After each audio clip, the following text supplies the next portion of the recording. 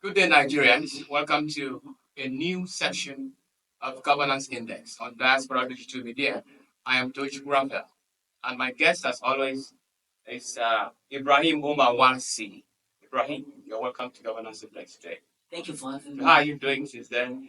Now, last time we talked about the political merger in Nigeria, and how it will affect the chances of certain persons in the opposition party to uh, their chances of victory. But today we're going to talk about power, authority, and influence, the relationship between the led and the leader. Should I say the ruler and the people?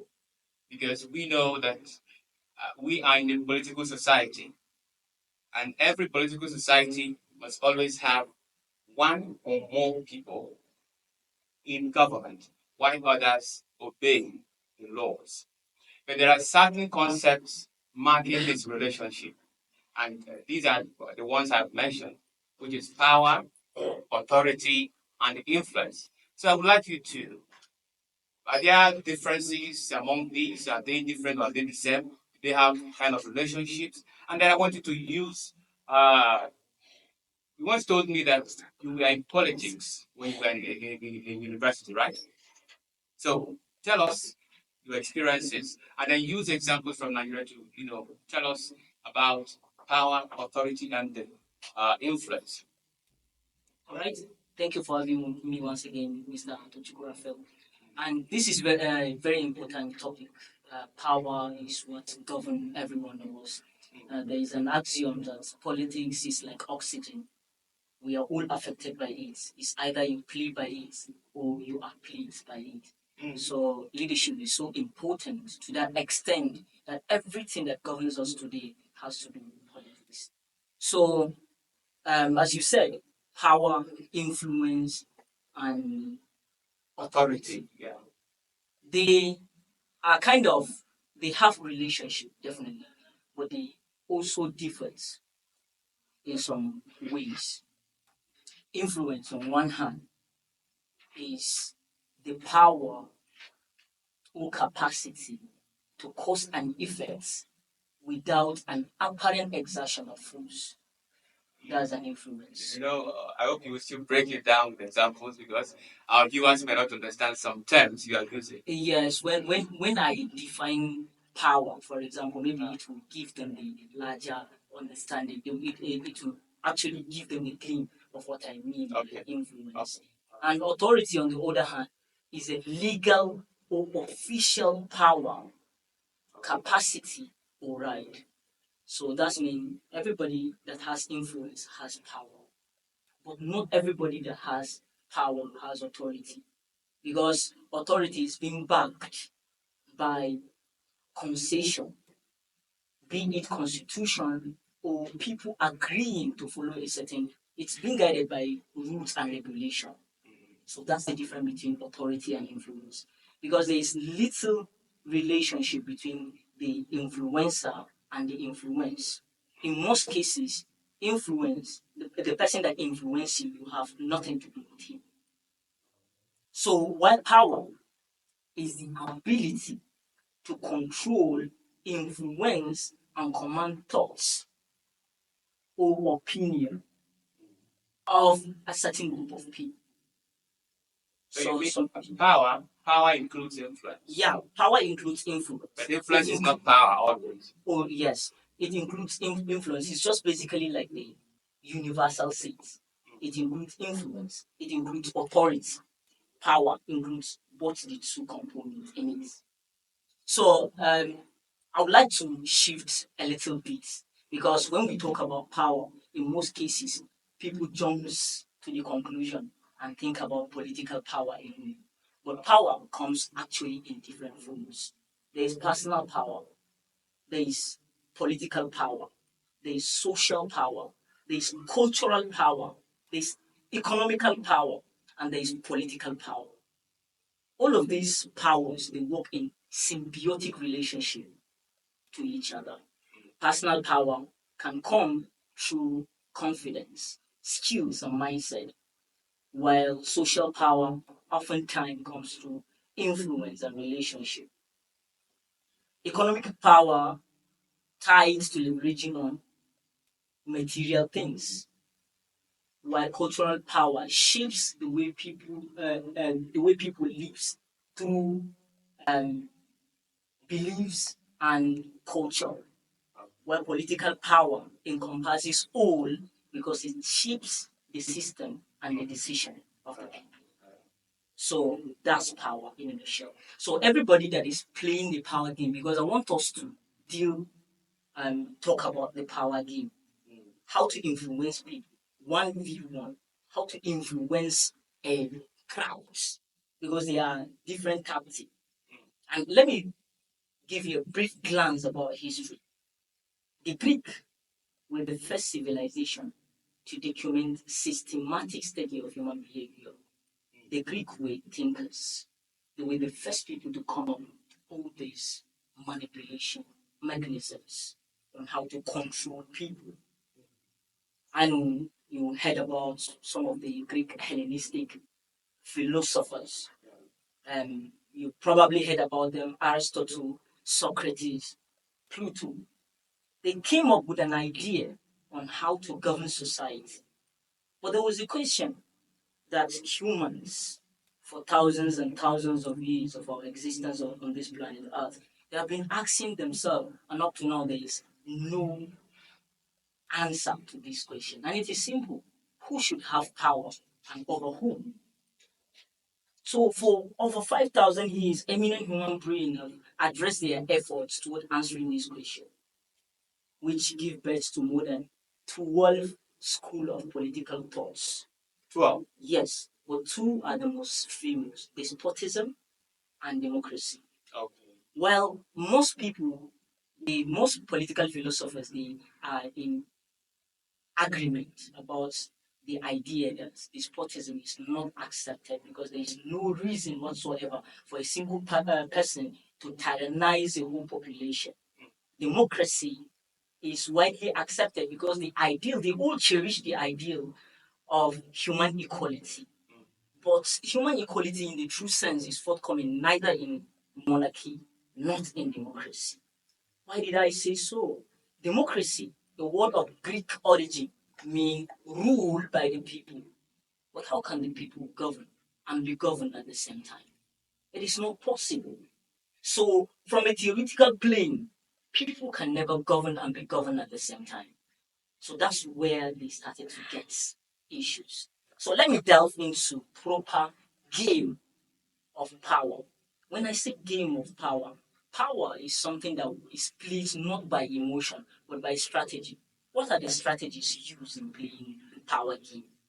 In power game, if I want to influence a person, and most of the clandestine organizations, the CIA, the FBI, the Mossad, all these clandestine organizations, they are using this tactic. And all the politicians, they inform politicians because not every politician knows about this. If you want to influence someone as a political strategist, we use a term we call rice. R-I. The rice we eat. No, it's not the rice we eat, although they have the same spelling, but it is more of an acronym. All right. Okay. The R stands for reward. People can do crazy things for reward. And that reward stands for anything you can offer anyone at any given time. The thing that he wants. For example, if I want money, I can do anything for money. So if you are going to reward me with money to do something you're bidding, that's a reward. Then the I stands for ideology. Ideology, people look at what people are doing, crazy things. They can put bomb in their body because of what they believe to be right. So people do crazy things for what they believe. So we can also use ideology to control you, to manipulate you, or to influence you. Because take these words, influence and manipulation are just side of the same coin. When you flip the coin, one side is manipulation, the other side is influence. Once you do something for someone for his own best interest, you influence that person. While if you do it for your own best interest, it's manipulation. Yes, that's the difference between the two.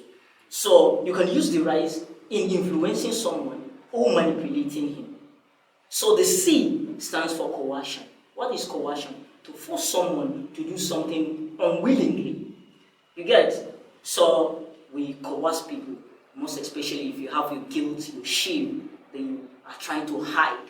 So we can use it and make sure that you do what we want you to do. You do our biddings.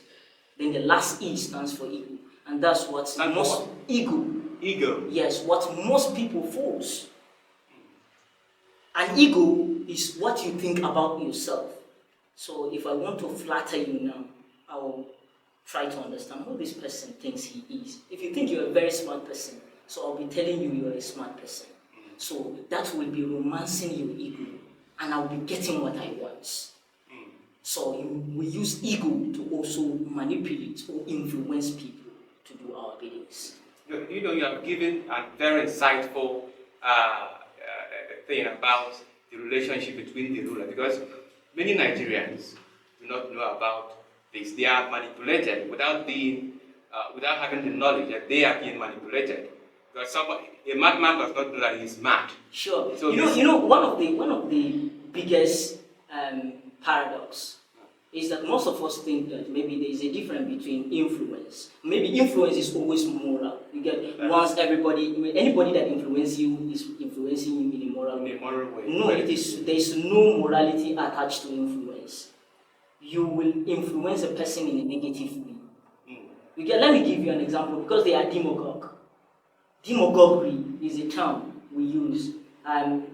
Demagoguery basically is the practice of acquiring power by appealing to people's emotions, fear, prejudice, and ignorance, rather than by using rational arguments. A demagogue typically uses inflammatory rhetorics, promises, and definitely sometimes they use scapegoating of a particular group to rally supports. So that's the best way to understand a demagogue.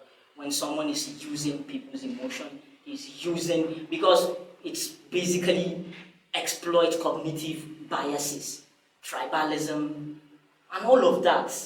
So that's a demagogue. And a demagogue influences people. It is a powerful tool, demagoguery, in the power game. Because if you understand the psychology of the human animal, it is very, very easy to inflame him with his emotion. So that's demagoguery. So influence is not always positive, in a sense. And what I expect you to ask me is, so how can I influence someone I'm seeing for the first time? You get? Yeah. But we study it in details. If I want to influence you, I know basically deeply ingrained in you as a human.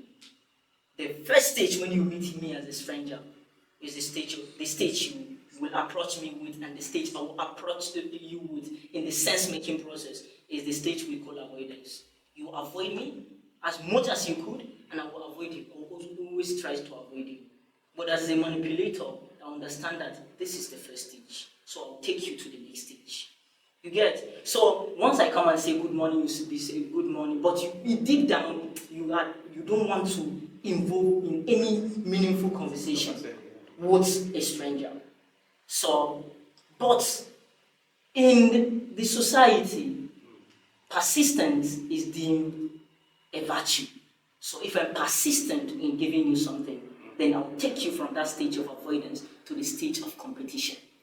So whereby competition might be, say something and you disagree with me. It might be, I want to listen more. So this is competition. And it is in that stage, I will take you from this first stage of avoidance to the stage of competition. And in that stage of competition, I will enter your life. Basically, every human being has 3 different types of lives. He has his physical, he has his public life, private life, and secret life. What is the public life? Public life is the life you want to show to the people. You come to work, you laugh at my joke, even though it was a joke. You pretend to be a nice guy while you are not. That's your public life.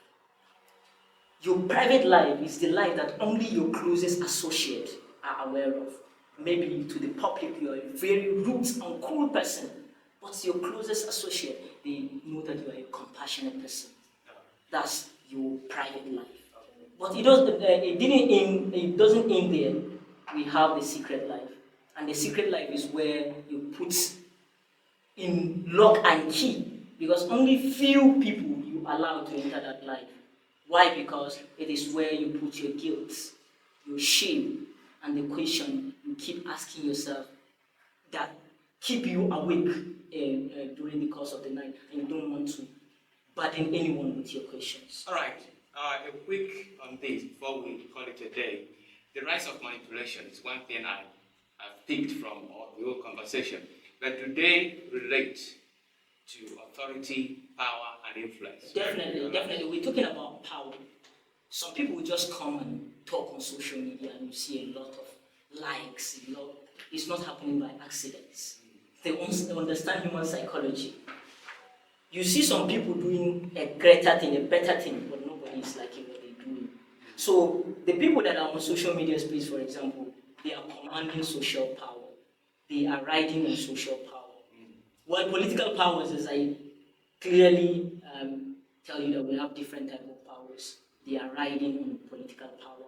Our religious leaders and our traditional rulers, they are riding on cultural power. And most of these developed nations, they are riding on economic power.